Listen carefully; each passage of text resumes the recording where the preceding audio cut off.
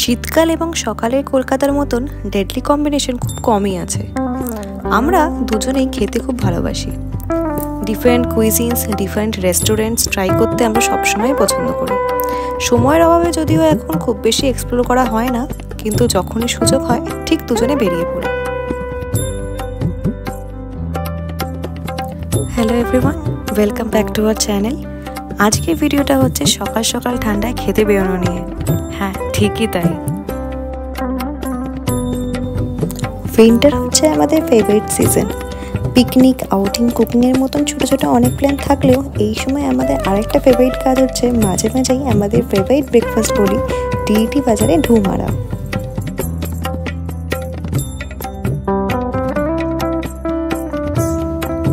Eighteen সেঞ্চুরিতে এই জায়গাটির মালিকানা ছিল হচ্ছে ইটালিয়ান ইমিগ্রেন্ট এডুয়ার্ডো থিয়েটার কাছে। তার থেকে এই জায়গার নামকরণ। এই জায়গাটিকে অনেকে ওল্ড চায়না মার্কেট নামেও চেনে। এখানে কোনো এক সময় 20,000-এরও বেশি চাইনিজ লোকেরা থাকতেন। এখন তার সংখ্যা যদিও অনেকটাই কম। এখানকার চাইনিজ ইন্ডিয়ানরা মেইনলি দুটো অকুপেশনে ছিলেন। কিছু ছিলেন ট্যানিং ইন্ডাস্ট্রির সাথে যুক্ত, আর কিছু ছিলেন হচ্ছে চাইনিজ রেস্টুরেন্টের সাথে। কলকাতায় যে কটি আমাদের পছন্দের অথেন্টিক চাইনিজ রেস্টুরেন্ট আছে তার মধ্যে দুটো হচ্ছে এখানে, বাওহিং এবং তোমনা। এদের রিভিউ এবং ডিটেলস নিয়ে নিশ্চয়ই কোনো একদিন আবার আসবো।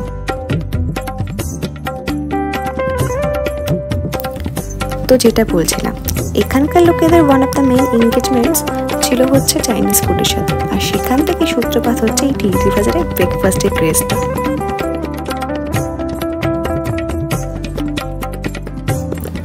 আমরা সকালে বাইকে গেছিলাম, আপনারা চাইলে বাসে আসতেই পারেন। বাসে আসলে এই টি ফুড স্টপেজে নামলেই হবে।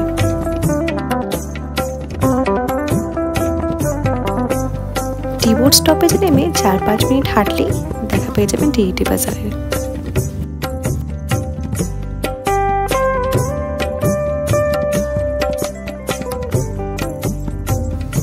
এখানে আপনারা চাইনিজ আইটেমদের মধ্যে বিভিন্ন রকমের মোমো, ওয়ান্টন, সুইমাই, স্যুপ, বাও অনেক কিছুই পেয়ে যাবেন। আপনারা সব কিছুই প্রায় একটু একটু করে ট্রাই করতেই পারবেন।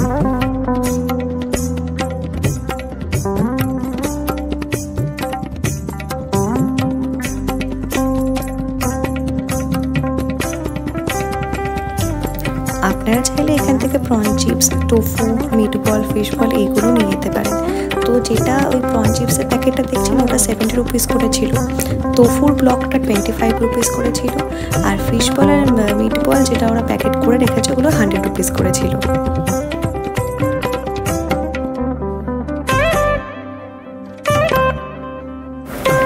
এই মার্কেটটা সপ্তাহে প্রত্যেক দিনই খোলা থাকে, কিন্তু সানডে একটু বেশি ভিড় হয়। সানডে 7টা সাড়ে 7টার মধ্যে মোটামুটি মার্কেটে সব শেষ হয়ে যায়।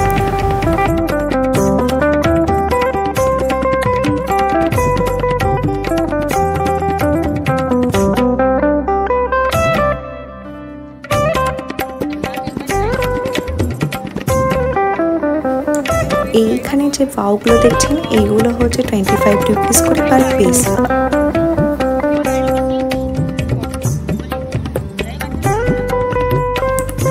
এখানে র এবং ফ্রাইড দুটোই পক সসেজ পাওয়া যাচ্ছিল। তো র সসেজটার প্রাইস ছিল 900 রুপিস পার কেজি।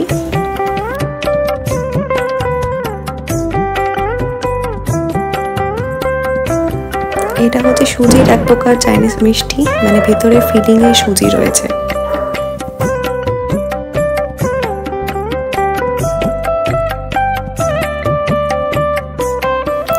আপনাদের সুবিধার জন্য যতটা পেরেছি মেনুগুলোকে কভার করার চেষ্টা করছি, যাতে মেনু অ্যান্ড প্রাইস দুটোই একসাথে দেখা যায়।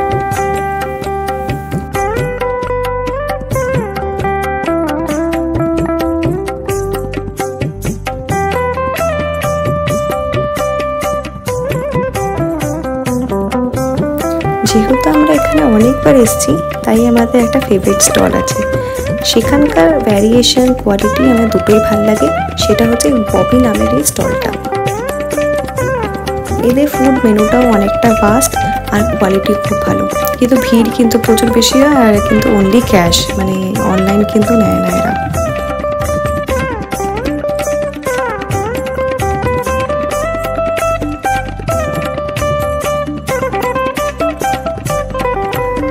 এখানে যে কটি স্টল আছে প্রাইসিং সবকটার প্রায় একই।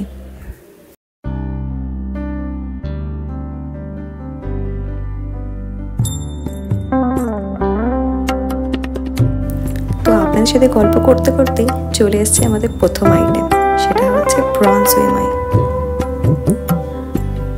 এটার প্রাইস ছিল 100 রুপিস 4 পিসের জন্য। এটা আমার সবচেয়ে পছন্দের, তাই সবার প্রথমে আমি এটাই নিয়েছিলাম। এটার কোটিংটা খুব পাতলা হয় আর ভেতরে ফিলিংটা এত সুন্দর করে ওরা, প্রচণ্ড ক্রিমি জুসি একটা ব্যাপার আছে এটা, আর প্রনস তো প্রচুর থাকে।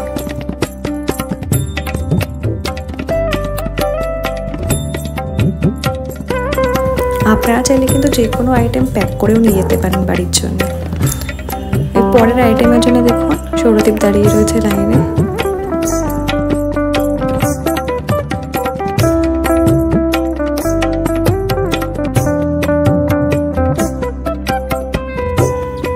তো নেক্সট আইটেম হচ্ছে ওয়ান্টন স্যুপ। এটা 70 রুপিস দাম আর থাকে হচ্ছে 5 পিসেস মতন।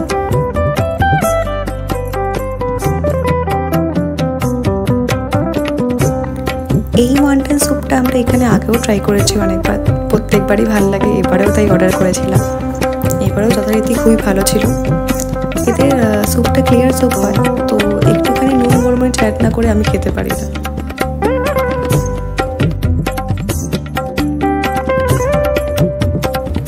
তো আজকের থার্ড আইটেম হচ্ছে চিকেন বাও। চিকেন বাও আমার খুব একটা পছন্দ নয়, সৌরদীপের পছন্দের জন্য ওর জন্যই নেওয়া।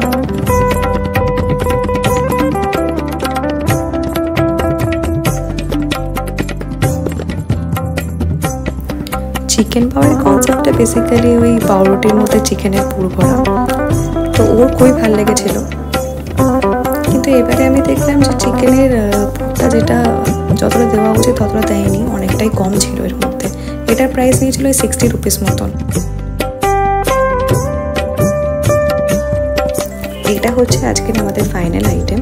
তো আগের আইটেমগুলো খেয়ে আমাদের পেটটা যথেষ্টই ভর্তি ছিল, তাই বেশি অর্ডার করিনি আর।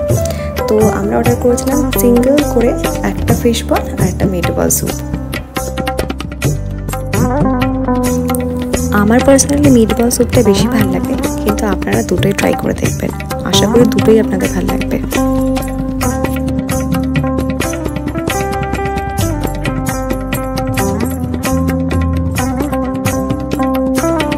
আজকের এই ছোট্ট ফুড ট্যুরটা আশা করি আপনাদের ভালো লেগেছে। একটু হলেও খিদেটা বেড়েছে, তো দেরি কেন, চলে আসুন আপনিও এই শীতের কোনো একটা সকালে।